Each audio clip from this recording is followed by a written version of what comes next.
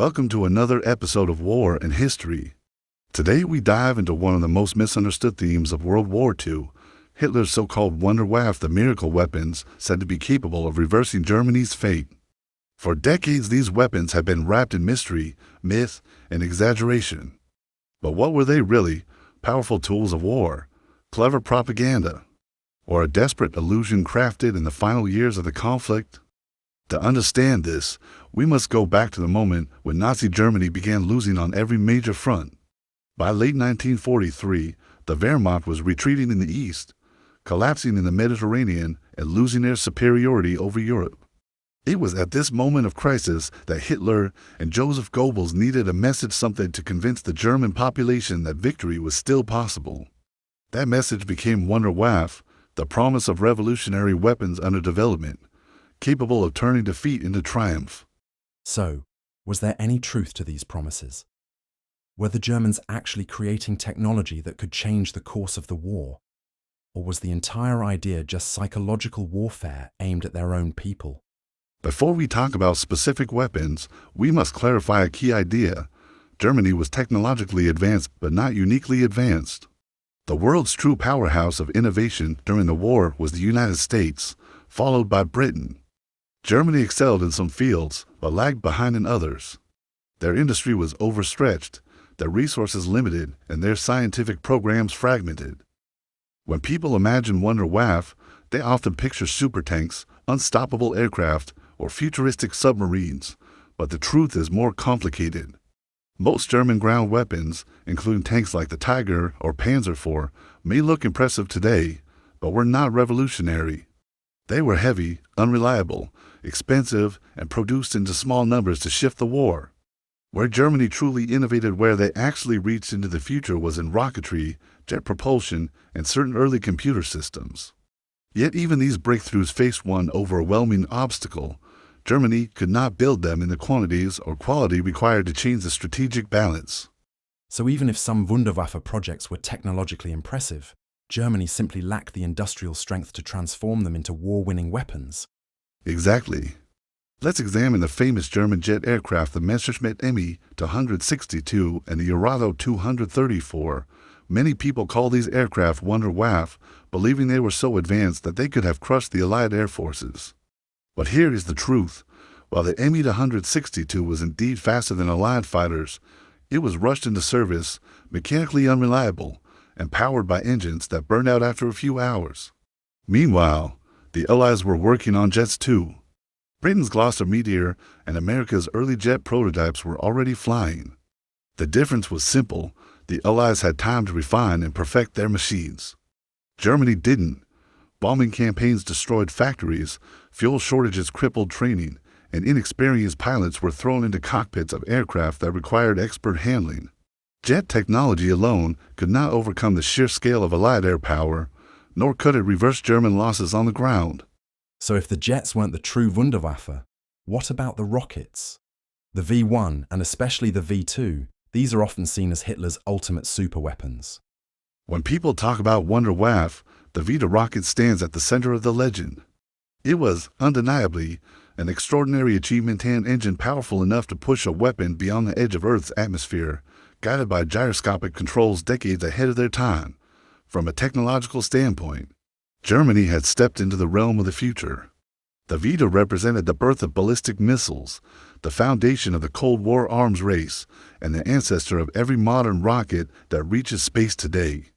But here lies the contradiction that defines Wunderwaffe.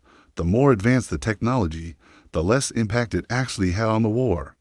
Each V2 required enormous resources: aluminum, specialized fuels, precision machine components, and thousands of hours of labor. Entire underground facilities were dedicated to producing them under brutal conditions. For all that effort, the missile delivered a 1-ton warhead with no precision. It could hit a city, but not a specific industrial plant, not a rail yard, not a military base. Strategically, that meant the V2 was little more than a psychological weapon. But many people still insist that if Germany had built more V2 rockets earlier, the outcome might have changed. Is there any truth to that? Or is it just part of the legend? It's entirely part of the legend. Even if Germany had tripled production, the rockets still lacked the destructive capacity to alter strategic reality. Britain and the United States were already producing ships, aircraft, and tanks on a scale Germany simply could not match. Every V to launch meant fewer tanks, fewer aircraft, and fewer resources for defensive operations on the Eastern Front. It was the ultimate example of Germany investing in spectacle over substance, choosing the appearance of power over actual military effect. So if the technology was impressive but ineffective, why did the myth of Wunderwaffe become so strong after the war? Why do people still talk about these weapons as if they were almost unstoppable? Because myths thrive where understanding is weak. After the war, it was tempting to explain Germany's early victories by imagining that they possessed some extraordinary technological edge. In reality, those victories came from doctrine, experience, and timing, not from super weapons. But once the Nazis began losing, Wunderwaffe became a convenient story for all sides. For Germans, it's often the psychological blow. They could believe they were defeated not by better strategy or superior industry, but because their miracle weapons arrived too late. For the Allies, the myth reinforced their own narrative of triumph. Defeating an enemy armed with futuristic technology made their victory even more impressive. And for the post-war world, the mystery of secret Nazi technology became irresistible, fueling endless documentaries, conspiracy theories, and pseudo-historical speculation. So the truth is almost the opposite of the myth, that the Wunderwaffe weren't Germany's hope. They were Germany's downfall. In many ways, yes, while Germany poured men and materials into experimental weapons, the Allies focused on proven designs, mass production, and logistics. The war was won not by prototypes, but by factories, supply chains, and overwhelming numerical superiority. Wunderwaffe became a symbol of misplaced priorities, Germany chasing miracles while ignoring reality. In the end, the story of Wunderwaffe is not a story about technology, it's a story about belief. Hitler believed that willpower could bend reality, that revolutionary weapons would appear just in time to save the collapsing Reich. Scientists believed they were shaping the future, even as bombs fell around them. Civilians believed in miracles because the truth was too painful to accept. But wars are not won by miracles. They are won by production, strategy, logistics, and the ability to adapt. Germany lost not because its Wunderwaffe arrived too late, but because no super weapon could overcome the economic and industrial power of the Allies. The Me-162, the V-2, the Type 21 submarines, these were remarkable machines, ahead of their time, yet utterly incapable of saving a nation that had already doomed itself through strategic mistakes and overreach. So the real legacy of Wunderwaffe isn't power, it's warning? Exactly, a warning that advanced technology cannot compensate for flawed strategy.